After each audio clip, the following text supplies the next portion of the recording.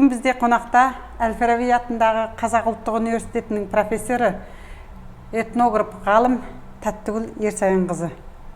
Тәттігүл ханым, қош келдіңіз. Қош келдік. Осы салт дәстүрге байланысты көптеген ауқымды материалдар жариялап жүрсіз. Біз енді мына ұлттық салт дәстүрді насихаттап отырған компания болғандықтан, әзіргі салт дәстүрдің осы этнографияға қатысты көптеген тақырыптарын қозғап өтсем деп отырмын. Жақсы. Соның ішінде осы салт дәстүрге жаһанданудың әсері әзір қаншалықты болып жатыр? Сол туралы тоқталып өтсеңіз. Қазір жаһандану болып өзі салт дәстүрді ұмытып бара жатқанымыз да бар. Жаһанданудың заманында өмір сүріп жатырмыз. Жалпы біздің дәстүрлі танымымызға, салт дәстүрімізге ата бабадан ұрпақтан ұрпаққа ауысып бүгінгі күнге келген салт дәстүріміздің барлық қырынан жаһанданудың әсерін байқауға болады. Ол баланың дүниеге келгенінен адамды о дүниеге аттандырғанға дейінгі аралықтағы бүкіл жосын жоралғылардан қазіргі жаһанданудың әсерін біз байқап жүрміз. Жаһанданудың әсері бүкіл салт дәстүрімізге дендеп еніп бара жатыр деп айтсақ болады. Жаңа мен айттым, баланың дүниеге келгеннен бастап жаһанданудың әсері бар. Ол қандай жаһандану? Мысалы, байырғы кезеңде, байырғы дәстүрлік қоғамда келіншек босанған кезеңде келіннің әке шешесінің артынан жетіп келуі, немесе мына қыздың шешесінің сыйлығын алып, бесігін алып жетіп келуі, ол болмаған. Келін баласы төркініне барып босанып жатқандар да бар ғой. Ол да дұрыс емес. Келін баласын босанып, аяғын ширатып өсіріп алғаннан кейін арнайы төркіндеп барған. Арнайы төркіндеп барып, оның жаңағы жиендік нағашыдан жиеннің алатын өзінің үлесін, сыйын алып қайтқан.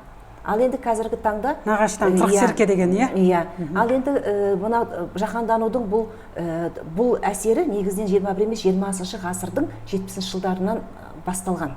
Совет үкіметінің кезінде басталған, кеңестік дәуірде. Мына қазір оңтүстік өңірлерде, мына оңтүстік Қазақстан облысында, Қызылорда облысында келін босанған бойда артынан шешесінің бесік алып келетін дәстүрі бар. Ол сол осы оңтүстік өңірге дендеп еніп кеткен. Қыздың шешесінің артынан бесік алып баруы. Бүкіл жаңа сыйыменен бесік алып баруы. Ал енді байырғы дәстүрде баланың бесікке жатуы ол мұрагерлікке өтіп отырды. Бесік сол үйдің қасиетті, нағашы жұрттан келмейді, әкесі жатқан бесікке баласы, ағасы жатқан бесікке інісі, әпкесі жатқан бесікке сіңлісі жатып. Біздің үйде де сөйткен болады, менің ағаларым бесігі мына ұрпақтан ұрпаққа, яғни бір үйдің бір жаңа қасиетті мұрасы ретінде мына аға буыннан мына жаңадан келген буынға мұрагерлікке өтіп отырған. Ал енді бесік қай уақытта жаңартылды? Қастерліп биікке келіп қояды бесікті. Мына дәстүрлі өңірде әлі күнге дейін бесікті жоғары қояды, бірақ бесіктің қыздың шешесінің алып келуі ол оңтүстік өңірде дәстүрге еніп кетті. Бесікке салу дәстүрін оңтүстік сақтап отыр, бірақ сақтап отырғанмен оған жаһанданудың әсері кіріп кетті. Ал енді бесікті қай уақытта мұрагерлікке өтпеді? Егер баланың белі бесікте жатқанда шетінесе, онда сол бесікті баланы жерлеп, ол баланың жаңағы о дүниелік үйін тұрғызбаған. Бесікті сол баланы жерлеген үстіне жаңа қадаға қағып, бүкіл жөргегіменен сол бесіктің жаңа үстіне, зиратының үстіне бесікті қойған. Бесік баланың о дүниелік рөлін атқарған, орнын атқарған, о дүниелік үйінің рөлін атқарған бесік. Ал ол жағдай тек бала бесікте жатқанда. Мысалы, қазақта белің бесіктен шықпай жатып деген сөз бар. Белі бесіктен шықпау деген сөз ол баланың бесікте жатқан кезі. Ал енді бір жасқа келіп, кейбір баланың белі бесіктен 8 айында шығып кетеді. Себебі аяғы ширақ болып ерте жүріп кетеді, бесікке белуге көнбей қояды. 7 айлықта да аяғын басатын балалар бар. Ерте басатын. Ал енді аяғын кеш басатын балалар бар. Аяғын кеш басатын балалардың белі бесіктен 1 жастан асқанда шығады.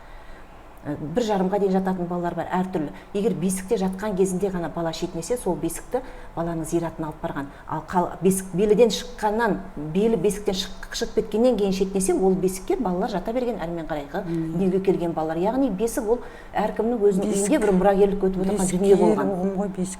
Бос бесікті тербетпе. Ал енді баланы қырқынан шығаруды айтайық. Баланы қырқынан шығару ол отбасылық дәстүр, ең бірінші. Отбасылық дәстүр. Қазір енді мына пандемиямен той томалақтың барлығына тыйым салынды. Енді мен өзім этнограф ретінде ойлап жүрмін. Қазір мінекей қайтадан мына байырғы көне дәстүрді жалғастыратын көне бір дәстүрімізді мына жалпы халықтық тойға айналып кеткен. Кезінде отбасылық болған, ал енді қазір кезінде жалпы халықтық тойға айналып кеткен дәстүрлерімізді қайтадан отбасылыққа алып келетін кез туған сияқты қазір. баланың Дұрыс болды, 40-нан шығуы. отбасында 40-нан шыққан бала ол өткізу керек қой, туылғаннан небәрі 40 күн ақ болған бала, сол 40 күн болған балаға ресторанда, кафеде той жасауды дәстүр қылып алдық. Дұрыс емес, Ол дұрыс 40-нан айтасыз. шыққан баланы алып келіп, халықтың ортасына Болмағанда жүргізіп шығады. тұсаукесерін Ол хотя- тойға ер адамдар келеді қанша. Ал бұрынғы болмайды кезеңде ғой, иә. 40-нан шығару деген тек Только әйел адамдардың әйелдер- мерекесі әйелдердің болған. ортасында. Үйдің отбасының енесі, үлкен енесі өзінің жақын жуық жаңағы абысындарын, өзінен үлкен абысындарын шешей дейді қазақта. Иә, Иә, шешейлерін, үлкен абысындарын, сол отбасының жаңағы сол әулеттің, сол рудың белді деген жаңағы аналары, отаналары шығару келіп, дәстүрін.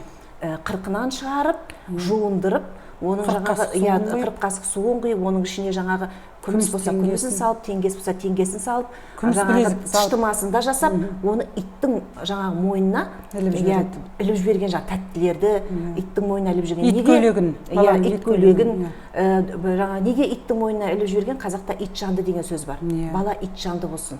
Ал неге баланың киген көйлегін ит көйлек дейміз? Қазір ит көйлек туралы танымда қолданыстан шығып бара жатыр. Ит көйлек танымын сақтап отырған өңір бар, ол Қазақы, Маңғыстау өңірінде. Ал енді басқа өңірлерде жаңағы қолдан ит көйлек тігу, ол да дәстүрден шығып кетті. Мінекей сондай 40-нан шығару отбасылық дәстүр болған, ал енді жаһанданудың кезінде тіпті деген үлкен бір жалпы халықтық 100 адам шақырып, баланың 40-нан жасауын көріп жүргенде, тіптен ол жерден ешқандай біз дәстүрді байқамаймыз. Ал енді ресторанның ішінде ыдысап келіп, ресторанда 40 суды жинайтын да көрдік. Бұл қолдан енгізілген дәстүр әрі жаһанданудың әсерінің бір көрінісі. Өзгерістерге ұшырап Иә, кеткен. келін түсіруіміз, қыз ұзатуымыз бен келін түсірудің енді талай жаңағы тойына бардық, мына пандемияға дейін осы әр аптамыз, әр айымыз тоймен өтіп жатты ғой. Қыз ұзатуымызда да жаһандану басым, тіпті мына қыз ұзатудан жаһанданудың жарқын көрінісі көрінеді. Тіпті мына қазақы дәстүрді сақтап, сәукеле кигізіп, қазақша көйлекпен ұзатып отырған тойдың өзінде қызды әкесімен вальс билету, ол қазақтың дәстүрінде болмаған. Немесе әсіресе мына қалалық өңірде тойды кешке жасайды, қыз ұзату тойды. Түнгі 12-де қызды ұзатады. Қыз ұзатуды бір жаңадан заң енгізіп алған. 12-ге дейін алып кету деген. 12-ге дейін алып кету керек қызды дейді да, 12-де ұзатады. 12 деген түн. Түн. Ал енді қазақта ол қыз бермек түгіл, қазақтың дәстүрінде түнде мал бермеген. Дұрыс айтасыз. Түнде ешқандай затын бермеген ырымдап қазақта. Қой санамайды деп жатады. Ал енді біз не істеп жатырмыз? Біз түнде қызды ұзатамыз, түнгі 12-де. Түнгі 1-ге дейін созып ұзатқан тойларды да көрдік. Жаһанданудың белгісі. Ал енді келін түсіру енді тіптен беташар дәстүрінен, келін түсіру дәстүрінен енді тіптен жаһанданудың нағыз бір жаңағы жаһанданудың жарқын көрінісі, нағыз қазіргі заманға бейімделген көрінісін мен беташардан көріп жүрмін. Қазақтың енді байырғы дәстүрінде бет ашар, бұл сөздің өзі айтып тұр. Бет ашар, келіннің бетін ашу. Яғни келіннің бетін әнменен, сәнменен, салтанатпен ашу. Келіннің атрибуты не? Келіннің келін екенін білдіретін. Ол орамал. Ол келіннің басына салатын орамал. Ал енді сол орамал әнменен, сәнменен келіп түскен келіннің басына. Ал келінді алып келген кезеңде байырғы заманда ауылдың шетінен күтіп алып, оны бетін шымылдырықпен көйлегелеп алып келіп, ешкімге көрсетпей алып келіп, неге сәукеленің мынадай бет моншағы болады? Келіннің ол бетін жасырып тұрады. Келін ұялшақ болады. Оның жаңағы қазақта бет моншағың үзіліп тұрма деген сөз бар. Сол бет моншағың үзіліп тұрма деген сөз ол сәукеленің бет моншағына байланысты. Ол келіннің бетін жауып тұрады. Сәукеленің жаулығы болады. Желегі. Иә, қазақта желек астында, бергек астында деген сөз бар. Яғни келін желектің астында келеді, көлегелеп. Сөйтіп оны ешкімге көрсетпей алып кіріп, бұрынғы кезеңде киіз үй ғой енді, шымылдыққа отырғызған. 3 күн шымылдықта отырып барып, неге шымылдыққа бұрынғы кезеңде, өте ерте кезеңде 3 күн отырған. Енді сол шымылдықта 3 күн отыру, мына оңтүстік өңірде сақталып келді. Қазір ғана қолданыстан шығып келе жатыр. Ол шымылдықтың артында келін жалғыз отырмаған, қайын сіңілдеріменен, ол 1 күн отырсын, 2 күн отырсын, кей өңірде 3 күн отырады, ол қайын сіңілдерімен отырған. Қайын сіңілдерімен отырған кезеңде ол шымылдықтың артында тәрбие жүрген. Яғни қайын сіңілдер арқылы ол келген ортасына психологиялық бейімделе бастаған. Содан кейін барып оның жаңағы шымылдықтан алып шығып, бетін ашқан, бет ашқаннан кейін барып ол беті көрінетін болған келінді. Ал енді қазір не істейміз? Қазір келінді алып келіп аламыз. 1 ай, 2 ай барлығымыз келіннің бетін көріп алғаннан кейін, келінмен танысып алғаннан кейін ресторанға алып келіп беташар жасаймыз. Сонда ол не беташар болды? Шымылдық дегеніңізге есіме түсіп отыр. Біздің ауыл жақта қызыл шымылдыққа кіріп отыратын келіндер келген кезде. Батыс жақта ақ шымылдыққа кіреді екен. Ол аймақтық ерекшелік. Аймақтық ерекшелік. Ақ шымылдыққа мен таңғалдым. Шымылдықтың негізі музейлерде қызыл шымылдық бар. Ақ шымылдықты да көрдім орталық музейде. Сосын мына Қызылорда облысында Жаңақорған тарихи өлкетану музейінде шәйі матадан тігілген шымылдық бар. Шәйі деген Өзбекстаннан, Бұхардан, Хиуадан келетін мата. Жалпы қазақтарға мата өзі бұрыннан сауда-саттықпен келген, қазірде де сауда-саттықпен келеді. Біз мата өндірмейміз ғой. Кенеп бөзден басқа мата өндірмейді, кенеп жаңағы бөз тоқылды ғой. Ал енді басқа маталар бізге осы сауда-саттықтың жолымен келген. Сол шәйі деген ол Бұхардан, Өзбек жерінен шығатын мата, сол мата сауда-саттықпен келіп, сол шәйіден көйлек кию, шәйіден шапан кию, жаңағы өте сәндік киім болған. Сондықтан енді сәндік мата ретінде жаңағы шымылдықты да шәйіден тіккен шымылдық бар. Ондай көне шымылдықтар кестелеп тіккен, әртүрлі мына жібек матадан, әртүрлі түстен тіккен. Негізі шымылдық ол ашық түс болады. Ақ жаңағы ал қызыл бұл ашық түстер. Ақта болады екен ғой, онда. Сондай шымылдықтар жасайды келінге. Ал енді осы шымылдыққа да жаһанданудың әсері болды. Шымылдықты отырмайды әзір. Шымылдықты тігіп іліп қою оңтүстік Қазақстанда сақталған. Оңтүстік Қазақстан облысы мен Қызылорда облысында шымылдықтың артында отыру дәстүрі әлі күнге дейін сақталған. Ал Маңғыстауда шымылдықты келіннің алдынан алып шығып, жаңағы келінді көйлегейлеп алып келеді де шымылдықты артына ұстап тұрып, әлмен қарай үйіне құрып қоймайды. Келіннің беташарын жасайды, беташарға бір атрибут сияқты, беташардың атрибут сияқты оның артында ұстап тұрады, келіннің артында. Сондай бір өзгеріп сақталған. Тіпті мына қазақы дәстүрді кең сақтап отыр деген өңірдің өзінде оның бір өзгерісі бар. Ал оңтүстік Қазақстан облысында шымылдық тұты бар. Қытай қазақтарында бар. Қытай қазақтарында бар. Мен көріп өскем, соны қызыл шымылдыққа кіріп, кроватқа әдемілеп өкі тағып қойып қоятын. Ол біздің негізі бір керемет дәстүр. Сосын оның тәрбиелік мәні де өте зор. Ол бала туғанға дейін шымылдықты алмайтыншы. Ол шымылдықтың артында отыруы келіннің мысалы киімін ауыстыруға бір көлегей болады. Келінді ибалылыққа тәрбиелейді шымылдық. Шымылдықтың артында отырған кезеңде шымылдықты ашып келіннің жүзін көруге ауылдың қыздары келеді, абысындары келеді. Ер адам келіп шымылдықты ашып жүзін көрмейді, әйел адамдар келіп жүзін көргеннің көзінің өзінде де ол назарын төмен салып шымылдықтың артында ол түрегеп тұрмайды ғой, көрпешеде отырады. Сонда былай иіліп отырып, сол шымылдықтың өзінің оның үлкен бір келіннің инабаттылыққа тәрбиелеуіне оның мәні зор. Өте жақсы. Ғұрыптық мәні зор дүние. Жаңағы жаһандану деп жатырмыз, тұсаукесер тойында да машинаның кілтін тастап, доллар тастап қойғандар, сонда ерсі көрінеді. Тұсаукесердің өзі жаһандану тоже. Ол осы тәуелсіздік алғаннан кейін пайда болды. Тәуелсіздіктің алғашқы жылдарында тұсаукесер дәстүрлі жаңғыртылған болатын. Тұсаукесер. Ол тұсаукесер де отбасылық дәстүр. Ол үлкен тұсауын кеспесе бала сүріншек болады, топ ауырына. Ол отбасылық дәстүр. Мысалы, арнайы бір үлкен бір той жасап, оған арнайы мал жасап, мал сойып, пәлен адамды шақырып тұсаукесер тойын жасамаған. Ол отбасылық дәстүр болған. Мысалы, тұсаукесерді кейде аяқ астынан да ұйымдастырып жіберген. Сен жаңағы үйіңе құдайы қонақ келеді. Құдайы қонақтың ішінде егер аузы дуалы, жаңағы елге танымал адам келсе, соны ырымдап, бұл адам енді күнде келе бермейді ғой. Баланың жаңағы тәй-тәй басып жүрген бала болатын болса, соның тұсауын сол кез жерде ұйымдастырып жіберген кесуді. Ал енді байырғы кезеңде, дәстүрлі кезеңде біз енді жазба әдебиеттерді көп оқимыз. Жазба деректерді 19 ғасырда жазып алған жазуларды, қолжазбаларды, салт дәстүрге байланысты соларды көп оқимыз. Байырғы дәстүрде баланы киіз үйде тұсауын кессе, киіз үйден төрінде тұсауын кесіп, есікке қарай баланы жүгіртіп жіберген. Оның алдына кедергілер тастамаған. Тұсау кесудің мәнінің өзі баланың жолын ашу. Дұрыс айтасыз. Жолын ашу. Оның жолы ашық болу керек та, оған кедергі болмау керек. Ал енді сондай жайлауда тұсауын кесетін болатын болса, кәдімгідей далаға тұсауын кеседі. Көкшеппен кесті деп, көкшеппен кесті, тоқшекпен кесті дейді. Оны алға қарай жүгіртіп жіберген. Алға қарай. Алдына ешқандай кедергі тастамай, алға қарай жүгіртіп жіберген. Әзірге жаһандану ер бала болса үй күшік болмасын, Иә. Жаңағы қыз бала болса да, ол болашақ қыз бала ол күйеуге кетеді, ол жаңағы ол да өрісімізді кеңейтсін деген мақсатпен қыз бала өрісімізді кеңейтсін, ер бала үй күшік болмасын, жаңа дала кетсін, батыр болсын, жаугер болсын, шауып кетсін, шауып кетсін деп оны алға қарай жүгіртіп жүрген, алдына кедергі тастамаған. Ал енді біз қазір ол кім ойлап тапты, кім енгізді, біз өзіміз соның мәнісіне бармай, ата-аналар соны ұйымдастырып жатамыз. Жаңағы кітап қоямыз, ақша қоямыз, әйтеуір қолымызға не түседі соны қоямыз. Ал енді ол деген бір жастағы бала, ол ойын баласы.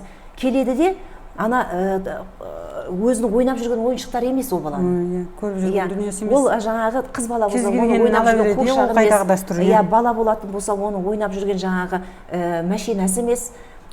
Ана таныс емес ойыншықтар. Таныс емес ойыншықтарды көрген кезеңде бала сасып қалады. Содан кейін ол балаға жұлмалай бастайды. Ананы ал, мынаны ал деп, сосын жан-жағынан адам қаумалаған кезеңде сол балалар жылап, жатырқап ана адамның ушу болады да қалады. Ол бала репетициядан өтпеген. Қайтып репетиция өткізеді бір жастағы бала. Ол дайын емес. Жаңағы бір ол балаға бір жаңадан бір тосын келген бір ойын сияқты.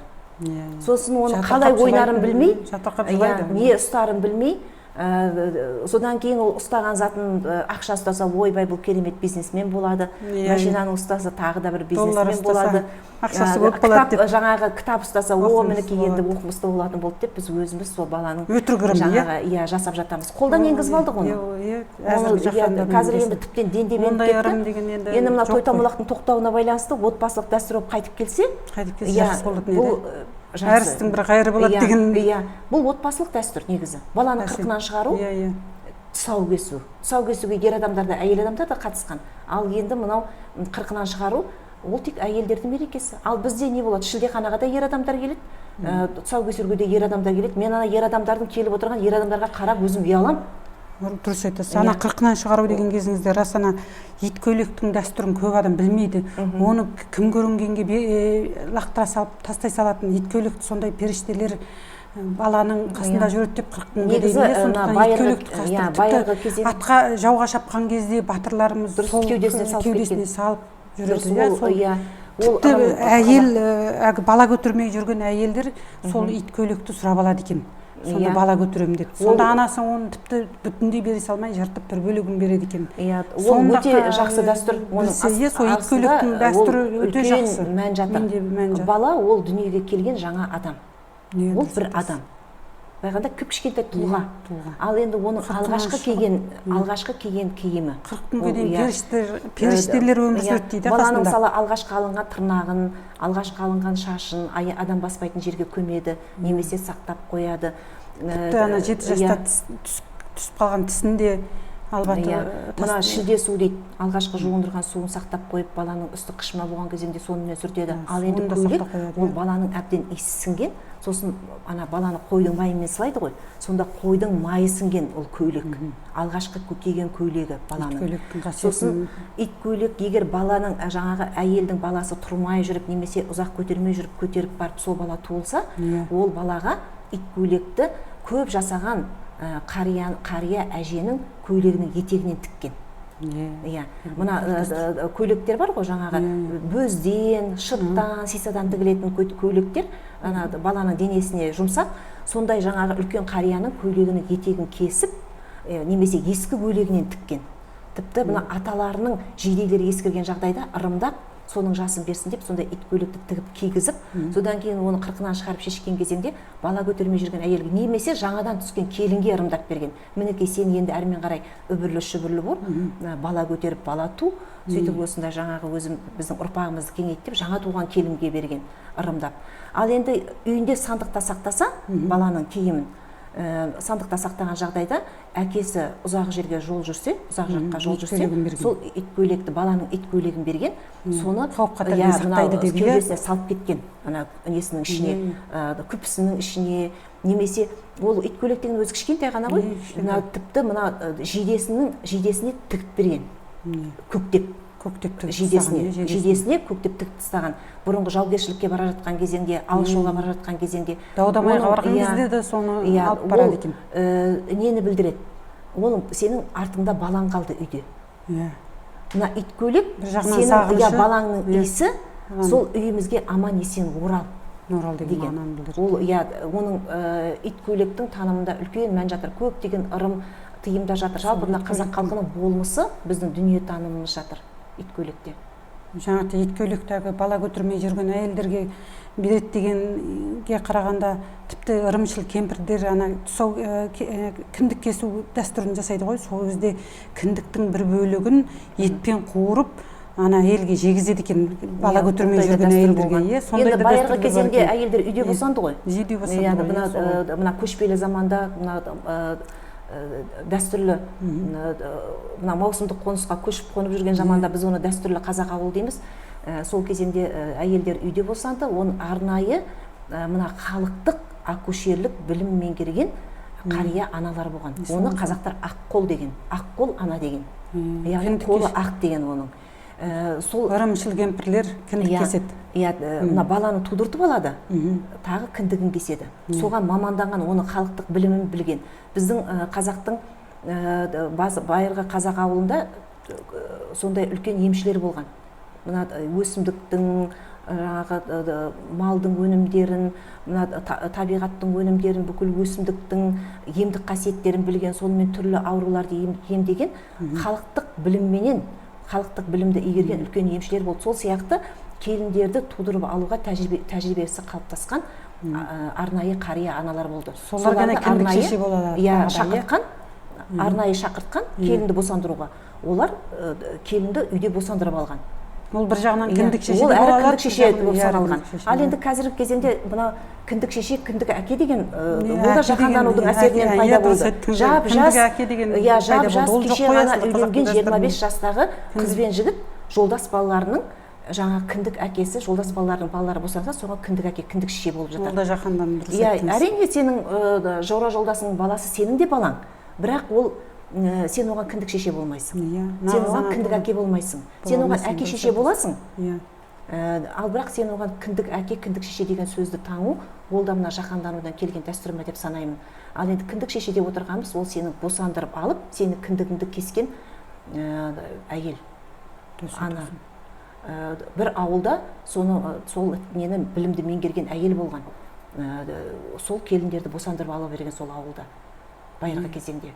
Сол кіндік шеше дегеніміз өте үлкен ұғым, рас. Енді ол кіндік шешенің енесі, сол келіннің енесі оны бос қайтармаған, тіпті жаңағы қалауын берген, тіпті кәдесін берген. Болмаса айтқан, сен қалау айт деген. Қалауыңды айт деген. Қандай қалауыңды бар деген. Аман есен босандырды тағы да баланың енді. Сосын ол қалау айтқан. Қалау айтқан жағдайда айтқан қалауын берген. Болмаса жаңағы еш уақытта қолын бос қайтармаған, келінді босандырған аққолдың, ол аққол ана деп аталған. Қазір ол сөз де қолданыстан шығып бара жатыр. Аққол ана деген қандай керемет сөз. Керемет. Қолы ақ екен расында. Баланы аман есен тудырудың өзі оңай емес қой. Барлық жақсылықты қазақтар аққа балаған ғой. Осы бала туғаннан кейін енді сол ат қою деген дәстүр бар, бізде.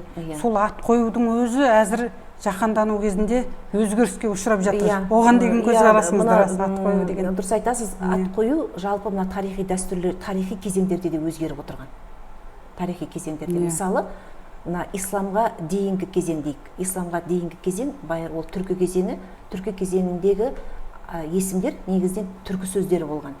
Мысалы, біздің тарихта Бумын, Қаған, Бумын деген адамның есімі болған. Қорқыт бабамыз, Қорқыт, Кетбұға, жаңағы жошының баласы өлгенде оның күймен естіткен Кетбұға. Қазір мысалы ол аттар жоқ қой, Қорқыт деп қоймаймыз, Кетбұға деп қоймаймыз, Бумын деп қоймаймыз, Естемі,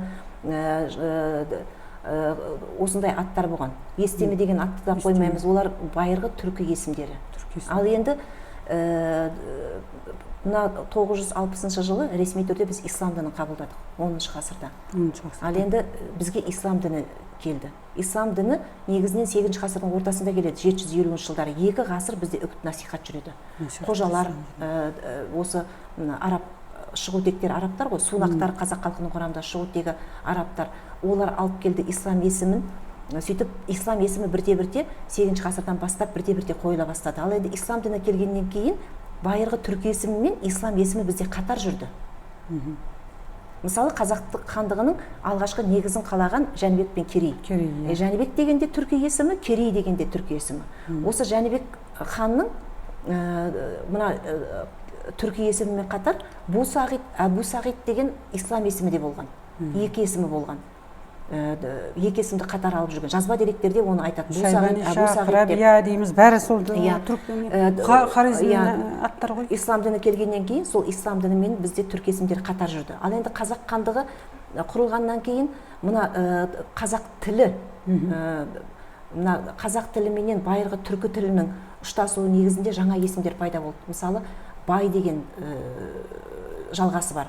Балтабай, Балғабай, жаңағы Қылышбай деген сияқты, бай деген сөз, бек деген сөздер жалғасы бар. Негізі бай деген сөзде, бек деген сөзде түркі сөзі. Осы түркі сөзі жалғасқан. Жалпы қазақтың танымында ат қойған кезеңде ат адамның ар жақтағы болашағына әсер етеді деген сөз бар. Ал енді ат қойғанда қазақтар белгілі бір наным, сенім, ырым, тыйымға да негіздеп қойған. Мысалы, баласы түсіп қала берген жағдайда дүниеге келген балаға тұрсын деп қойған. Тоқтасын, тоқтаубай, жаңасын. Бала түсе берген жағдайда кіндігін балтамен кесіп, осы бұл жаңағы балтадай болып тұрып қалсын деп те балтабай қойған. Сосын темірдей тұрып қалсын деп темірбай қойған. Өмір ұзақ болсын деп өмірбай қойған деген сияқты.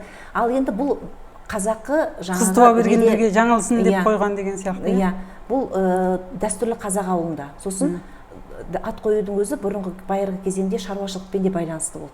Сен қыстау, көктеу, жайлауға көштің, жайлау, көктеу, қыстау деген есімдер, немесе қыздардың көктемде туылған кезеңде қырмызы, қызғалдақ деген есімдер, жауқазын деген есімдер, әртүрлі жаңағы гүлдердің, өсімдіктердің қойылуы қыз балаға көбінесе жайлауда, көктеуде туылуына байланысты қойылып жатты. Жұлдыз. Ал енді ислам есімі әсіресе 19 ғасырда көптеп қойыла бастайды негізі. Қазіргі кезеңде ислам есімін қою тіптен басым ғой. 19 ғасырда мысалы Әбу Бәкір, Омар, Оспан есімдері, ол мына қазақ даласына Ғалия медресесінен, Башқұртстанда медреселер көп болған, Татарстанда медреселер көп болған, Ташкентте Көкілташ медресесі, сонда сол медреселерге оқуға барған қазақтар көп болған. Сосын қазақ даласына молдалар келе бастады, молда мұғалімдер келе бастады, ислам діні дендебене бастады. Осы 19 ғасырда ислам есімдерін қою көбірек орын ала бастады. Ал енді әртүрлі тарихи оқиғаларға байланысты ұлт азаттық көтерілістер, соғысқа кету, мысалы Амангелді, аман есен келсін деп соғысқа аттанған кезеңде Майдан, Жеңіс деген есімдер осы әртүрлі шапқыншылық соғыстарға байланысты орын алып жатты. Ал енді мынау қазіргі жаһандануға байланысты мына ислам есімінен бөлек қазір Европа есімдері көп ене бастады бізге. Европалық есімдер, немесе ислам есімімен европалық есімдердің жаңағы қосарланған, жаңағы бір-біріне байланысты қосарланған жаңа есімдер қазір өте көп кездесіп жатыр. Осыған байланысты мен Оғлан деп ат қойдым деген бір үлкен мақалам шыққан. Анелия, Аселия деп қойып жатқандар да бар. Мына Түркістан газетіне Оғлан деп ат қойдым деген мен мақала жазған болатын. Оғлан деген байырғы түркі есімі. Ол мына Қорқыт ата жырларын оқығанда содан көрдім мен байырғы түркі есімі. Сонда Қорқытқа ат қой деген кезеңде жаңағы Оғлан деп ат қояды бір дүниеге келген балаға. Яғни ол оқ, ұлан деген сөздің жалғасы ғой. Жақсат қой Оғлан. Сөйтіп бір мақала жазған болатын, байырғы аттарды талдап, жер суға байланысты аттар, дүниеге келген жеріне байланысты аттар, байырғы қазақы аттар. Ал оның мән мағынасы. Ал енді қазір шынымен де мән мағынасын біле бермейтін аттар өте көбейіп кетті. Кейбір жаман ат қойсаң өмірің жаман болады дегенде ырымдар бар. Мысалы үшін Қорлан деген аттарды ол өмірім қорланып өтеді деп атын өзгертіп жатқан елдерді көрдім. Енді ол Қорлан деген біздің енді біз оны қазақшалап Қ деген әріп біздің қазақтың жаңағы қазаққа тән әріп қой. Қ, Ғ, Ң деген әріптеріміз біздің қазаққа тән әріп болғандықтан кейін оны біз қазақшалап алғанбыз. Ол Хорлан болу керек. Хор, ол ислам есімі. Хор қызы деген мағынаны білдірген. Хор қызы деген ол теңдессіз сұлу деген мағына. Ендеше намыстанбаса болады екен. Ол Хорлан деген ат деп намыстанып өзгертіп жатқандарды оған намыстанудың қажеті жоқ. Оның құжатын дұрыс жазу керек. Хорлан. Хорлан. Оның аты, есімі дұрыс айтылу керек, оның айтылуында. Ал енді олы дұрыс қабылдай білуінде. Содан кейін оған есімді түсіндіру керек. Мысалы, менің есімім Тәттігүл. Атыңыз жақсы, иә. Мысалы, кеңестік дәуірде туылғанмын, кеңестік дәуірде бұл есімді атам және әжем қойған. Жалпы мына қазақтың дәстүрінде ат қою құқығына тек сол үйдің үлкен жаңағы басшысы, атасы, әжесі, әулеттің үлкені ғана ие болған. Ал енді жаңағы ене тұрған кезеңде келіннің атты мен былай деп қоям деуі, ол немесе ауылдың ақсақалдарын шақырып қойғызады, иә? Қазақтың дәстүрінде болмаған нәрсе. Немесе атасы тұрғанда баласының мен баламның атын былай деп қоямын деуі, ол қазақтың дәстүрінде болмаған жағдай. Бұрынғы кезеңде тек қана ат қою дәстүріне кемпір шал дейік, яғни атасы мен әжесі немесе ауылдың ие болған. Сол әулеттің үлкені, ауылдың ақсақал деген сияқты. Ал енді қазір баланы дүниеге әкеле салып, ата енесімен ақылдаспай, атты алдын ала таңдап қойып, жастар жоқ былай деп қоямыз деп айтып жатады. Оны да көріп жүрміз. Құлағына шүрет сыбырлап айту. Ал енді мысалы менің есімімді маған түсіндірді. Маған әжем түсіндірді. Мен Картайдың әулетінде мен бірінші қызбын. Менің жаңағы фамилиям Картаева, Картай деген шал, ол шалдың 6 ұлы болған, атамыздың 6 ұлы болған. Әжеміз қыз бала дүниеге келмеген, тумаған қыз бала, 6 ұл туған. Ал енді үлкені менің әкем үйленген кезінде де бірінші немере ұл болған. Ағамның аты Киікбай, дәстүрлі есіміміз. Өзі Ерсайын, әкемнің аты Ерсайын деген батырдың негізі жыр бойынша Киікбай, Бөкенбай деген 2 ұлы болған. Менке соған байланысты Киікбай деп қойған ағам атын. Менің есімім сонда мен бірінші қызбын. Бірінші қыз болғаннан кейін өзімізге тәтті болсын. Ең бірінші қыз немере, ол қызды халық қашанда тәтті деп балаған. Сөйтіп бұл тәтті қыз болсын жақсы қойған ат, иә. Атымды Тәттігүл қойған екен. Сонда менің мағынам бұл тәтті қыз деген береді. Содан кейін менің соңыма ерген сіңілерім есін Шырынкүл, Шекеркүл қойған. Сөйтіп оларға түсіндірген. Мінекей сенің есімің Шырынкүл, яғни сен алдындағы әпкеңе жаңағы ұйқастырып қойдық. Сен осы әпкеңнің соңынан ерген қызсың. Одан кейін Шекеркүл, оған да есімі түсіндірілген. Яғни балаға есімді түсіндіру керек. Ол ата-ананың міндеті есімді түсіндіру. Дұрыс. Не үшін қойған? Не үшін қойылды? Оның қандай мағына береді? Тарихи себептермен қойылады. Сонда ол өзінің атын ғой. жақсы көріп өседі. Маған да бізге дүкенге келгендер айтып жатады, осы әдемілікті насихаттап жүрсіңдер, әдемі деп қойғандарың өте жақсы болған деп айтып жатады. Расында да енді атты дұрыс қойғандықтан енді әдемі бренд болып қалыптасып отырмыз. Мән мағынасын түсіндіру керек есімін. Мән мағынасын, әдемайдың шығу тегі туралы мен үнемі айтып жүрем. Тура сол сияқты әр заттың өзінің бір себебі, өзінің баланың атын қойған кезде де оны не үшін қойғанын рас айтып жүруіміз керек, иә. Ол бала тәрбиесінен орын алатын бір бағыт. Ол да қазақтың дәстүрі болып. Сонда ол баланың есімін түсіндірсе, баланың психологиясы өзінің есіміне қарай бейімделе бастайды. Ол өзінің есімін өзі әрмен қарай түсіндіре алады. Қандай мағына беретінін өзі айта алады әрмен қарай. Ата-анасы айтса. Сол бұрынғы өткен ата-бабаларының атын қайталап қою, ол да біздің дәстүрімізде бар, иә? Бар, әрине. Бірақ енді мына христиан дініндегідей әкесінің атын қайттан баласына, шешесінің атын қайтадан қызына қоймайды. Бірнеше ата өткеннен кейін қояды. Бірақ ондай қойған жағдайдың өзінде келіндер сол баланың атын тікелей атамаған.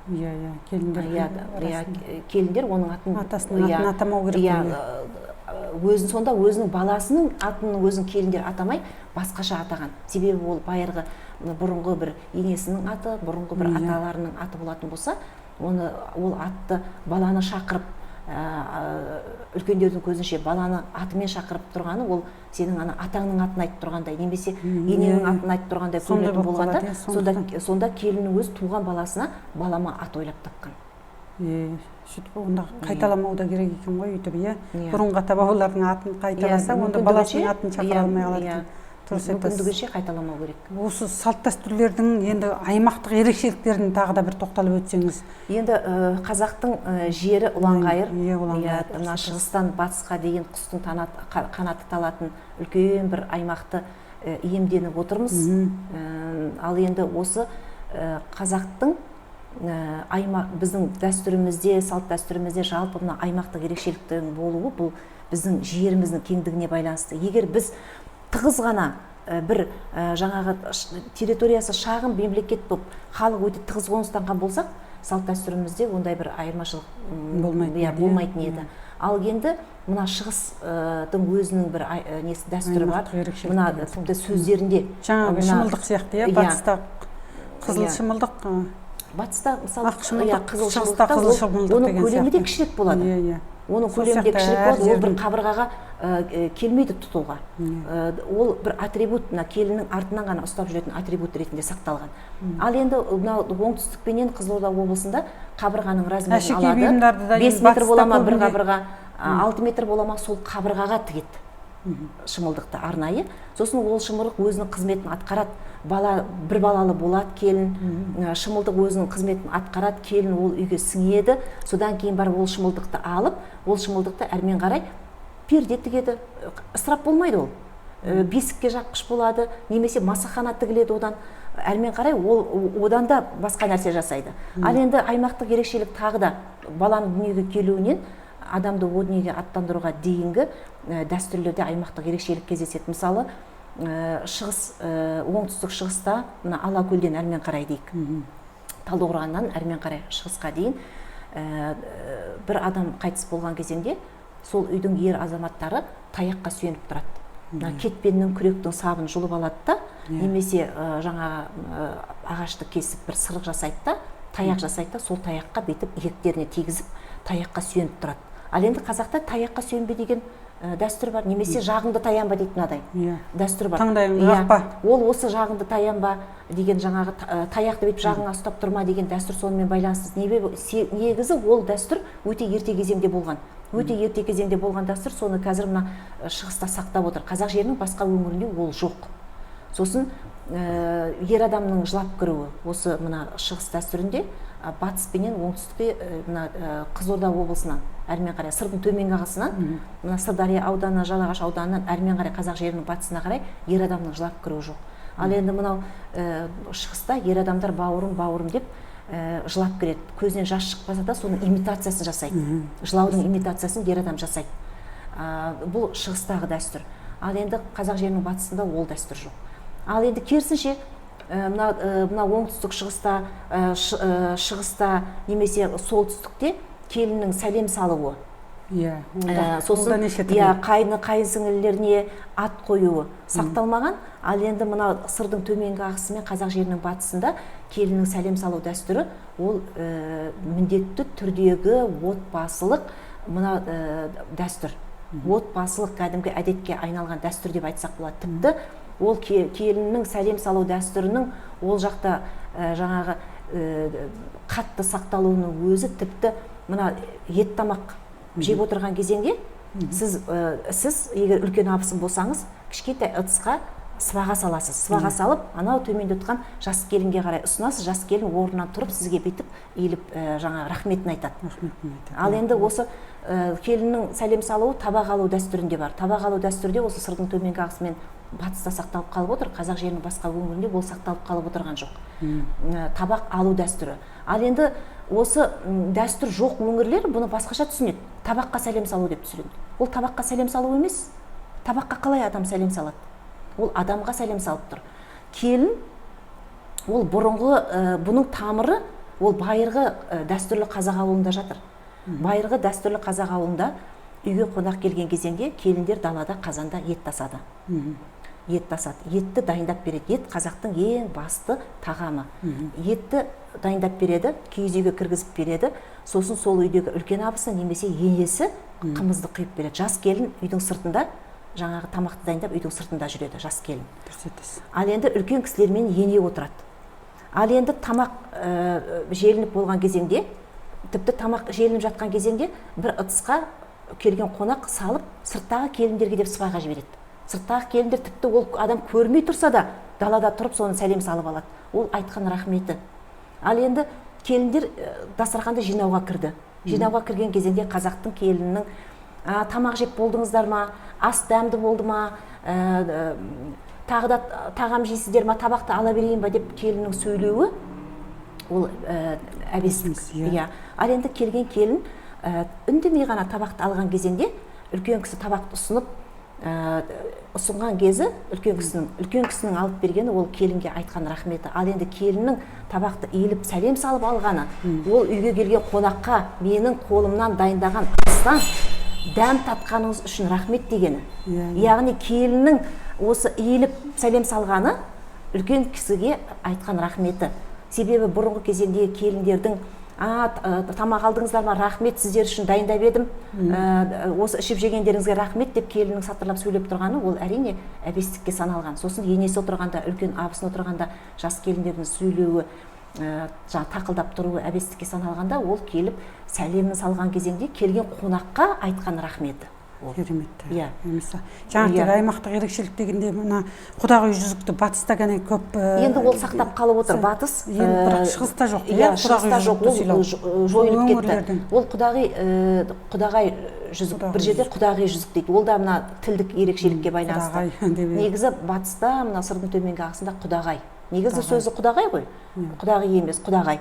Құдағи сыйлағандықтан енді құдағи жүзік қойған. Құдағи жүзік ол қыздың шешесі, мына байырғы таным бойынша қыздың шешесі ұлдың шешесіне арнап соқтырған дейді.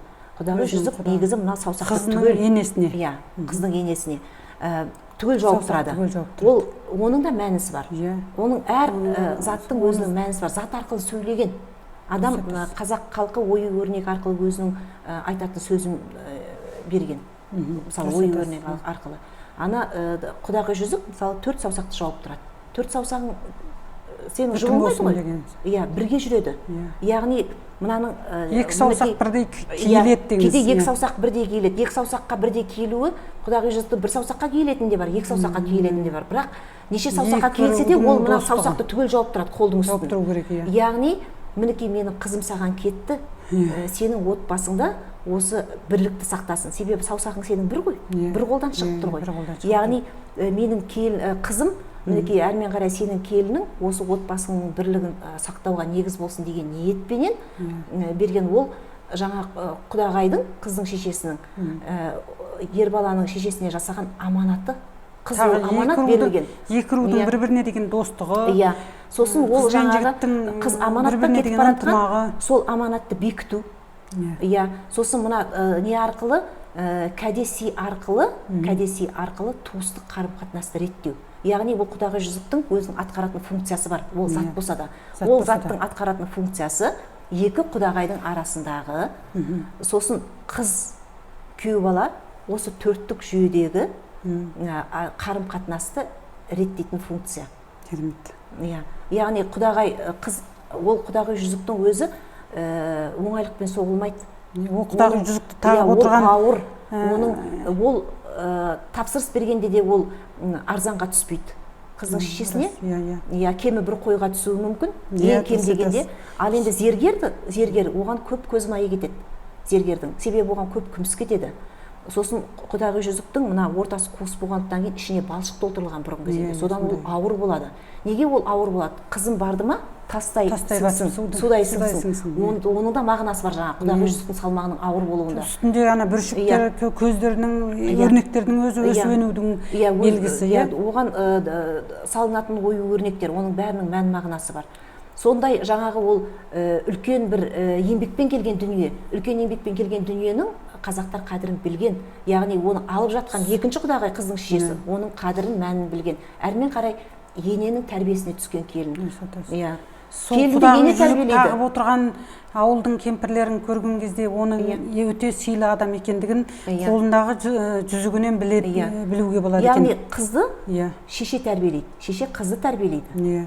Ал келінді ене тәрбиелейді. Дұрыс айтасыз. Оның жаңағы берген кезінде мінекей саған қызым кетті, келін болды. Әрмен қарай сенікі. Қыз кезінде енді 17-18 жасында шешесі тәрбиелеп бола алмаған тәрбиенің жалғасын енді енесі жалғастырады ғой енді. Ол қыз баланың кем кетігін сол енесі толықтайды. Енді ол бір жер дәстүрімізді бір жер сақтап қалып отыр, бір жерде үзіліп кетіп жатыр. Жаңағы шығыста мысалы өлікті жерлеуде жерлеп келгеннен кейін сол үйдің әйел адамдары, әйелі, қарындасы, қыздары шырақ жағады өлген адамның артынан.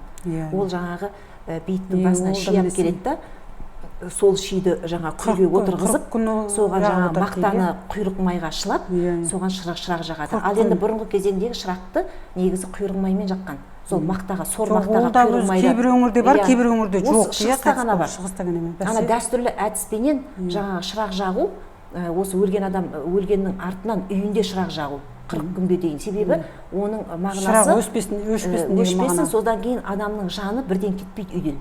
Үйге түнегеннен кейін ол 40 күнге дейін адамның жаны сол үйде жүреді екен деген мағынамен 40 күнге дейін шырақ жаққан. Ал енді қазақ жерінің батысында ол әулиелердің басына шырақ жағу дәстүрінде сақталып қалған. Әулие әмбиелердің басына барған кезеңде бала көтере алмай жүрген әйелдер де сол әулие әмбиенің басына барып шырақ көтеріп жағады дейді екен. Сол әулие әмбиенің басына барған кезеңде өзінің келгендігін білдіріп, әулие әмбиемен қарым-қатынасқа түсу үшін басына ақтық байлайды, ең бірінші Құран оқиды, содан кейін басына ақтық байлайды, басында жаңа шырақ жағады. Ол сондай мағынада сақталып қалған. Әулиелердің басында да шырақ жағу ол көнеден келе жатқан дәстүр. Ал адамды жерлегеннен кейін үйінде 40 күнге дейін шырақ жағу ол да көнеден қалған дәстүр. Сол үйінде шырақ жағуды мына шығыс сақтап қалып отыр, әулиелердің басына барғанда шырақ жағуды батыс сақтап қалып отыр. Әр өңірдің бір сақтап қалған бір дәстүрі бар. Әр өңірдің жоғалтып алған дәстүрі бар. Дұрыс айтасыз. Бүгін біз міне ырым тиымдарды айтып отырмыз, салт дәстүрлердің ішінде.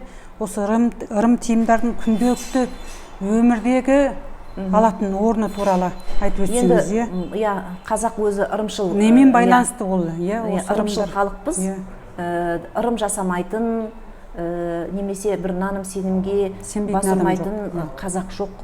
Қанша жаһандану болса да дейсіз ғой. Қанша жаһандану болса да, ол бір түрлі сенім ғой. Ал енді оның біздің бүгінгі күнге келіп жеткен наным сенім ырым тиымдарымыз бірі ислам дінімен байланысты, бірі исламға дейінгі діндермен байланысты. Мысалы, біз әлі күнге дейін баланы бөлесек, баланың бесігін аластаймыз. Үйімізді жаңа жерге көшіп барсақ, мысалы қазір жаһандануменен жаңадан салынған заманауи бір этаж үйге 16-17 қабатқа көшіп барсақ та, қазақ болсақ, үйді аластаймыз. Ол бүгінгі күнгі тұрмысымызда орын алып келе жатыр, әлі күнге дейін жойылмай келе жатыр. Ал енді сол үйді аластау, ол отқа деген сенім исламға дейінгі дінмен байланысты, шаманизммен және зарастризммен байланысты. Осы екі дінмен байланысты. Шаманизмді, исламға дейінгі. Шаманизмнің негізгі культі от болған. Отана, жер ана деп жатыр. Зарастризмнің негізгі культі күн. Ал күнде мысалы оттай, аспандағы от күн. Мысалы, күн қатты тұрса, оттай жанып тұр дейміз күнде. От пен күн бір-бірімен тығыз байланысты болған. Ал енді ислам діні біздің жерімізге келген кезеңде ислам діні Абу Ханифа мазхабын сақтап енгізген. Абу Ханифа мазхабы, жалпы ислам дінінің біз 4 мазхабы бар дейміз. Біздің жерімізге келген Абу Ханифа мазхабы. Ал енді Абу Ханифа мазхабы байырғы салт дәстүрді сақтап енгізген. Байырғы салт дәстүріміздің ислам дініне қайшы келмейтіндіктерін сақтап қалған. Ол қандай дәстүрлер? Ол түрлі жаңағы наным сенім, ырым тиымдар, әртүрлі.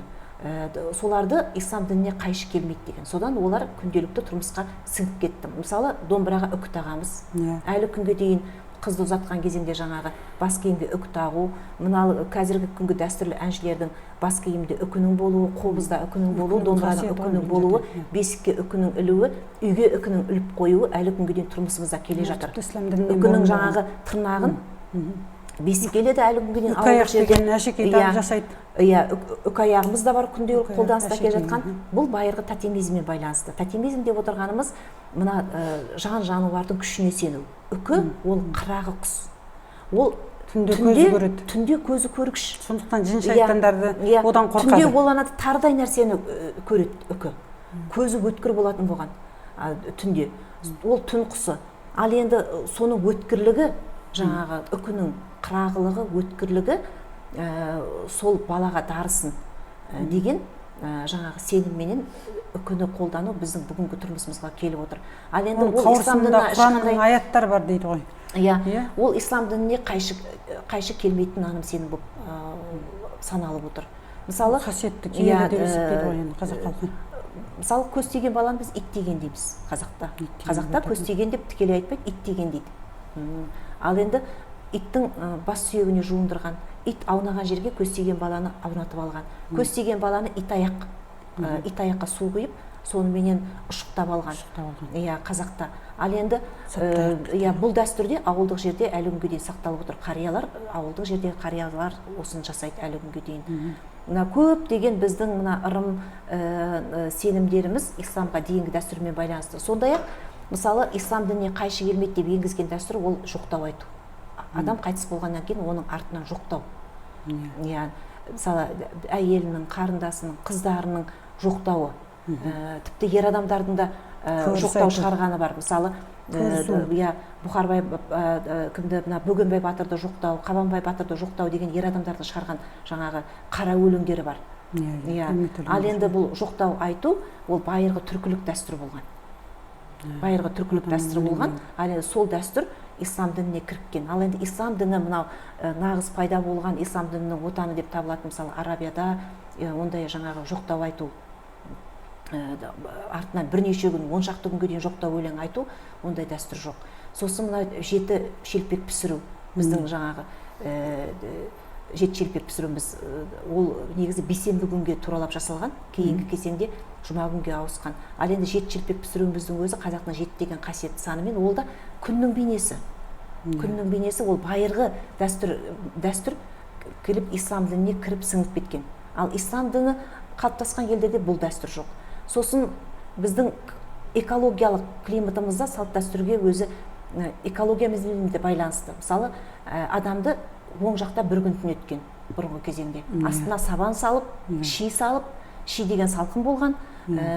Сол жерде өзінің оң жаққа қойып, киіз үйде бір күн түнетіп, ертесіне жерлеген. Егер кешкілік қайтыс болса, бір күн түнетіп таңертең жерлеген, таң ата қайтыс болса, уже түс қайтаға таң ата қайтыс болса, таң ата жерлетіп, әрмен қарай түстен кейін жерлеген. Ал енді Арабияда қайтыс болған бойда ешкімді күтпейді.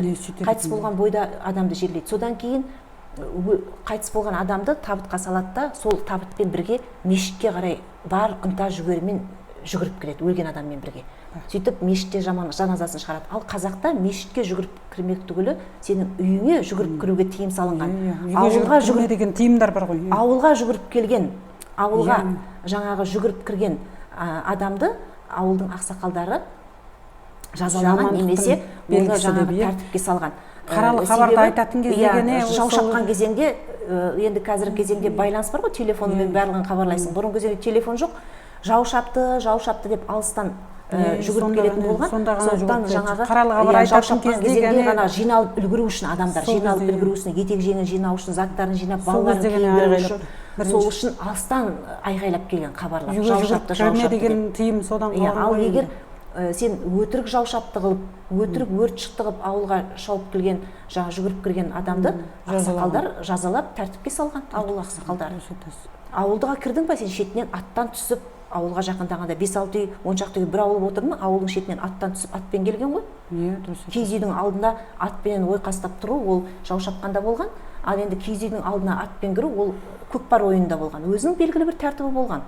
Жаңа отқа май қою деген дәстүрін айтып өттіңіз ғой. Енді отқа май қою ол байырғы тенгри. Келінге келген кезде отқа май қою. Ол келіннің жүзі оттай жылы болсын деген мағынада. Ол отқа май қою тенгри, тәңірлік дінмен байланысты. Исламға дейін бізде көп дін болды. Оны біз ғылымда политеизм дейміз. Поли көп деген сөз, теизм ол атеизм, дін деген сөз. Яғни көп дінге сенушілік болды. Біздің жерімізде тәңіршілдік болды, тенгрианство, шаманизм, зарастризм, анимизм діндері болды. Шаманизм біздегі кішкене жақындау, соны көп қолданамыз. Сол тәңіршілдік дін, ол мына ұмай ана, ошақтың құдайы, отбасының құдайы саналған. Аспанның өзінің бір әміршісі болған, тау-тастың өзінің жаңағы иесі болған, судың иесі болған. Сондай әр нәрсенің өзінің иесі болған. Ал енді мынау отбасының, ошақтың иесі ұмай ана болғанда, сол ұмай жаңағы анаға сыйыну, сол ұмай ананың жаңағы жарылқауын күту, ол осы ислам дініне кіріп кеткен. Ислам діні оған қарсы болмаған. Ал енді ислам дініне қарсы қайшы келетін дәстүр болды. Ұмай ана жарылқа деп, ана келін үйге келген кезде сол тілеуін тілейді. Сол тілеуді келіннің, сосын кейін ана қасындағы әйелдер ол отты сипап келіннің бетін сипайды. Май дегенде сіңіп кетеді ғой. Келіннің өзіне сіңіп кетуі. Иә. Келіннің содан кейін сол отбасына бейімделуі, мінекей мен оттың ол от ошаққа май құйған. Ошақ қасиетті. Мен осы қасиетті ошаққа май құйдым. Енді мен осы ошақты мен әлмен қарай түтетуім керек. Ошақты жандыруым керек деген неде келіннің ол ант бергені сияқты ғой, келіннің май құйғаны келіннің сол отбасына ант беруімен бірдей. Ал ант қазақта қасиетті. Отбасының ошағын өшірмеймін деген мағына ғой енді, оттай. Ал енді ислам дініне қайшы келетін дәстүрлер болды, ол қолданыстан шығып қалды. Ол қандай дәстүр? Мысалы, байырғы кезеңде адамды жерлеген кезеңде оның басына балбал тас қойған. Балбал тас. Тастан адамның кәдімгі бейнесін қашаған. Ал енді ислам діні адамның бейнесіне қарсы. Сол соңғы қашалған балбал тастар бізде ғылымда 12-ші ғасырда кездеседі. Ал енді одан кейін ислам діні әбден енгеннен кейін олар сағана тасқа ауыса бастады. 4 бұрышты сағана тас жаңағы араб қарпіне жазылған, немесе ою өрнектер салынған, немесе әртүрлі тұрмыстағы қару-жарақ деген сияқты тастар. Әртүрлі жаңағы бейнелер салынған, символдар, атрибуттар, ою өрнектер салынған тастарға ауыса бастады. Яғни ол адам бейнесін салу ислам дініне қайшы келеді. Ол кетті қолданыстан. Сондықтан ана ескерткіш тастарға суретін салмаңдар деп жататын сол ғой. Ол сонымен байланысты. Ал енді мына көне түркілік мына қорымдарда қошқар тастар бар. Қошқардың, қойдың нақты бейнесін бейнелеген. Ал енді олар да кейін стильденген бейнеге ауыса бастады. Себебі жан-жануардың да бейнесін нақты бейнелеу ислам дініне қайшы келді, ол да бірте-бірте басқа бір стильденген бейнеге ауыса бастады. Сосын адамды жерлеу, исламдық жалпы жерлеу ол дінмен байланысты нәрсе. Қазірде де мысалы дінмен байланысты. Қазір мысалы ислам дініндегі адамдар исламның дәстүрімен жерленеді, христиан дініндегі адамдар христианның дәстүрімен, буддизмнің дәстүрімен жерленеді. Ал енді біздің археологтар неге біз оба қазамыз, қорған қазамыз? Мен өзім археолог кафедрасында жұмыс жасаймын. Оба қорғандарымыздың барлығы исламға дейінгі жерлеу дәстүрі. Исламға дейін әйел адамдар ыдыс аяғымен жерленген, киіммен жерленген, бүкіл әшекеймен жерленген. Исламға дейінгі зергерлік бұйымдарды бізге не береді? 8-ші, 7-ші ғасырдың, 5-ші ғасырдың жаңағы зергерлік бұйымын қолына ұстап отырған ешқандай қария жоқ. Қолына ұстап отырған қариялар ол 18-19 ғасырдың зергерлік бұйымдарын ұстап отыр. Ал енді ислам дініне дейінгі зергерлік бұйымдар қайда кетті? Ол жердің астында. Әйел адам қайтыс болған кезеңде оны бүкіл әшекей бұйымдарын өзімен бірге жерлеген, себебі исламға дейін анимизм деген дін болған. Анимизм деген дін ол жанның өмір сүруі. Адамның бойындағы жан ана өмірге барғанда өмір сүреді. Тағы жалғасады. Сол жақтан өмір жалғасады. Сөйтіп сақтау өрнен бастап сондай сенім болған ғой. Сөйтіп оған керек болады. Сондықтан оның ыдыс аяғы керек болады, киім кешегі керек болады, әшекей бұйымы керек болады. Тіпті оған оба қорымдардан малдың сүйегі шығып жатады. Малына дейін малды жерлейді. Оған сол керек болады деп. Ал енді ер адамның қорымынан не шығады? Қару-жарақ шығады. Бүкіл жаңағы мына атымен жерлейді. Мына көріп отырсыздар Берелдегі үлкен сақтардың қорғандарынан, сақ патшаларының қорғандарынан 7 атқа дейін шығып жатыр. Бүкіл жаңағы жүгені, өмілдіргі құйысқаны ер-тоқымымен шығып жатыр. Сонда аттарды жаңағы өлтіріп, оны бүкіл жаңағы жабдығымен, жаңағы мына жүгені, өмілдіргі құйысқаны ер-тоқымымен, бүкіл жаңағы ат әбзел, сонымен толығымен жерлеген. Ол о дүниелік өмірдің болуы.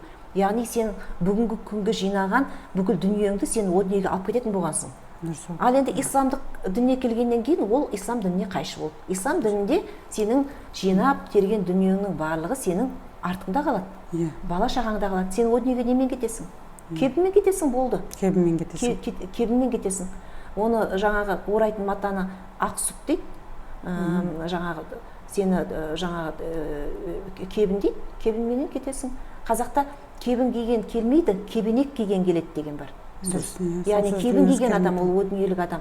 Ал жаңа кебенек киген адам келеді дейді. Қандай жақсы сөз. Ал енді сені жерлейсің, сен тек қана қанша ол бай бағлан бол, сен о дүниеге аттанасың тек қана кебінменен. Ал ислам дініне келгеннен кейін сенің о дүниелік үй ғана салына бастады. Біздің қазақтың дәстүрінде ислам архитектурасының стиліменен мазарлар, зираттар ислам архитектурасы дәстүрімен салына бастады. Ал исламнан кейін біз осы ислам архитектурасын жердің бетіндегі құрылыс қой, оны зерттейміз. Ал оның ішін қазудың қажеттілігі жоқ, себебі оның беретін дүниесі жоқ. тек антропологиялық мақсатта ғана сүйек қазылады. Антропологиялық мақсат ол атақты адамдардың, Әбілқайыр ханның моласы қазылды, Әбілқайыр ханның бет бейнесін қайта қалпына келтіру үшін. Абылай ханның зираты қазылды, Абылай ханның бет бейнесін қайта қалпына келтіру үшін. Бас сүйегін ғана алып қайта қалпына келтіру үшін. Ғылым үшін ғана басы алынып, ол қайтадан жерленеді ол бас.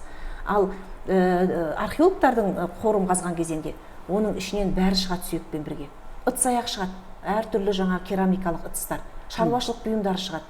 Соғыс өнерінің 7-8 ғасырдағы молалардан сырғалар көп табылған екен ғой. Сол кезде сырғаларды да ер адамдар таққан екен ғой. Құлдар таққан дейді. Ер адамдар, тіпті мына балбал тастардың өзі, кейде ер адамдардың балбал тастарының бейнесінде бір сырғасында, бір құлағында сырға болады. Сырға болады. Иә. Сол сол түркілерде байырғы дәстүр. Енді сол жерлеу, байырғы түркілік жерлеу, ол ислам дініне қайшы болды, ол қолданыстан шықты. Ал енді наным, сенім, ырым, тиымдар, әртүрлі біздің салт дәстүріміз, ол бүгінгі күнге дейін жетті. Ислам дініне ешқандай қайшылық жоқ болғандықтан кейін енгізді. Ал енді қазіргі діндарлар мына теріс ағымда жүргенде беташарға қарсы, беташарда келін сәлем салады ғой. Ол тек Алланың алдында ғана иілу керек. Ол Аллаға серік қосу дейді, келіннің бет ашуын. Мен оны қазіргі мына діндар ағымдағы, қазіргі жаңа ағымдағы жастардан естідім өзім. Ал ол беташарда келіннің сәлем салуы, келінге қайнағасын таныстырады. Ал енді ол келінге абысын таныстырады, келінге атасын, енесін таныстырады. Келін қалай жауап береді? Былай демейді ғой келін. Келін өзінің әдетімен тек иіліп қана сәлем береді. Немесе ол келін дауыстап сөйлеп, қайнаға сізбен танысқаныма қуаныштымын демейді ғой. Дәстүрге кішкене қайшы келетін сондай ырымдарда болмайды, оны қолданыстан өздігінен шығып кетеді енді. Бүгін енді керемет бір тамаша сұхбат болды. Ырым, тиым, наным, сенім, салт дәстүр туралы айтып. Бұл енді шексіз тақырып, шексіз ол енді оның барлығы. Сіз жақсы айтып беріп отырсыз. Енді біз мына кәдесый компаниясы болғандықтан қазақтың кәдесі туралы кішкене айтып жіберсеңіз бізге өте қызықты, халыққа да. Кәдесый ол қазақта бұрыннан жүрген. Қазақта жаңағы екі ортада дорба жорғалайды деген кәде ол жаңағы мен айттым ғой, адамның арасындағы қарым-қатынасты реттейтін функциясы бар, қызметі бар зат болған. Мысалы, кәдесіз қыз болмайды деген бар. Қалыңсыз қыз болмайды, кәдесіз күйеу болмайды деген сөз бар. Қыз қалыңсыз болса да күйеу кәдесіз болмайды деген. Яғни сол кәде беру арқылы ол бір жаңағы туыстық қарым-қатынасты, немесе жолдастық қарым-қатынасты, немесе адамгершілік достық қарым-қатынасты реттеп отырған. Мысалы, бұрынғы кезеңде тамыр, екі адам бір қияметтік дос болатын болса, біз тамыр болдық деген. Сосын тамырға қалауыңды айт деген. Қалау айтқан тамырлар бір-біріне, зат қалаған бір-біріне. Қазір мысалы қалау айту дәстүрі де шығып бара жатыр. Сол тамыр не қаласа, қалаған затын қимастық заты болса да жаңағы беретін болған. Сонда ол қияметті жаңағы достың көңілін қалдырмау. Ол бір-біріне деген сыйластықты реттейтін бір функциялы зат. Қазақтың кәдесілік жөн жоралғысы ғой тағы да. Тіпті өлім жітімдерде де кәде беріп жатады. Солардың барлығы енді мына ғұрып. Осы дәстүрді насихаттап жүрміз бізде. Енді заманауи, заманға бейімделу, сіздердің мына кәдесыйлар заманға бейімделу.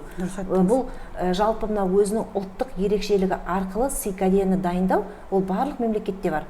Әсіресе мысалы басқа бір мемлекетке барған кезінде сол елден ескерткіш ретінде сол елдің бір ұлттық кодын білдіретін, немесе ұлттық ерекшелігін, сол елдің ерекшелігін тарихи дүниелерін жаңғыртып естелік ретінде шығарады. Алып кету. Бұрынғы кезеңде саяхатшылар міндетті түрде барған елінен сол елдің бір ерекше заттарын жинап алып кететін болған. Мысалы, қазақтың, біздің өзіміздің қазаққа тиесілі құнды заттарымыз Европаның музейлерінде бар. Лондонда қазақтың мәсісі бар, Лондон музейінде. Санкт-Петербургта, Москвада, тағы да басқа шетелде біздің дүниелеріміз өте көп тұрған. Сол сияқты біздің де этнографиялық заттар бүкіл Санкт-Петербургтағы Эрмитаж музейінде тұр дейді ғой, бүкіл Қытай заттары бар, Жапон заттары бар, үнді заттары бар. Енді ол басқа елдің затының музейге, басқа мемлекеттің музейіне келуінің бір жолы саяхатшылар арқылы келеді. Бір жолы соғыс олжасы арқылы келеді. бір бір жолы ғылыми зерттеу жұмысы арқылы, экспедиция арқылы келеді. Әзір туризм арқылы келеді. Жаңа айттым, саяхатшы деп отырғанымыз сол туризм ғой. Бір жолы бір елдің затының екінші бір музейге келіп түсуі сол жаңағы саяхаттың арқасында. Керемет ол. Бұрынғыда тағы соғыстағы олжа деп те айтады, иә. Олжалап қайтады ғой, сол жақтың бүкіл бар байлығын алып қайтады. Тура сол сияқты енді бұл мына заманға да бейімделу керек. Заманға да бейімделу керек. Ал енді бұл затты заманға бейімдеу, сыйға дейін заманға бейімдеу, ол мен одан бір жақсылық болмаса, сіздің бір мақалаңызда көріп тұрған жоқпын. Ал енді салт дәстүрдің барлығын заманға бейімдеу, ол енді мен оған қарсымын. Көп салт дәстүрдің барлығын бірдей заманға бейімдей беруге қарсымын. Ұлттық киімді бейімдеген дұрыс. Ұлттық киімді заманға бейімдеген дұрыс. Заманға бейімдеп, заманға бейімделдік деп, бірақ заттарымызды, материалдық мәдениет мұрамызды да тұрмысқа бейімдегеніміз дұрыс. Ұлттық нақыштағы, мысалы қазір мына ұлттық нақыш дегеніңіз дұрыс қой, бірақ қайдағы ана Қытайдың бақашаяндарын, Индияның слондарын кәдесый деп соны әкеліп, сол ақша шақырады деп соған табынып жататындар бар ғой. Оны да көріп жүрміз. Ол туралы сіздің бір жазған мақалаңызды да оқып қалғам. Енді қазақтың асығы тұрған кезде, кәріжілігіміз тұрған кезде тиын істеген бақаларды ақша шақырады дегендерде наным сенім алған көріп жүрміз. Сондықтан ол дәстүрлі наным сенім бар. Сосын исламдықта наным сенім бар. Жаңа мен айтып өттім, наным сенімнің сақталып отырған екі бағыт бар. Біреу исламға дейінгі дінмен байланысты наным сенім. Исламмен де байланысты наным сенім бар. Біз мысалы қазақтар өрмекшіні өлтірмейміз. Үйінде өрмекші көрсең, сен оны өрмекшіні өлтірме дейді. Ал енді неге десең, бұл исламмен байланысты екен. Өрмекші Мұхаммед пайғамбардың жүзін көрген жәндік болып саналады. Мұхаммед пайғамбар Меккеден Мәдинаға қоныс аударған кезде Меккенің халқы алғаш ислам дінін қабылдамайды ғой. Мұхаммед пайғамбарды жаңағы өлтірмекші болады, қуғынға ұшыратады. Сонда Мұхаммед пайғамбар Меккеден өзінің жаңағы сахабаларымен бірге қашып шығып Меккеге баратқан, Мәдинаға баратқанда артынан жау қуады. Сонда үңгірге келіп тығылады. Үңгірге келіп тығылғанда өрмекші үңгірдің аузына торды құрып тастайды да, сонда келген жау Мұхаммед пайғамбарға ана үңгірге кірді деп ойламайды. Себебі үңгірдің алдында өрмекші тор құрып тастаған. Егер оған адам жаңа кірсе торды бұзады.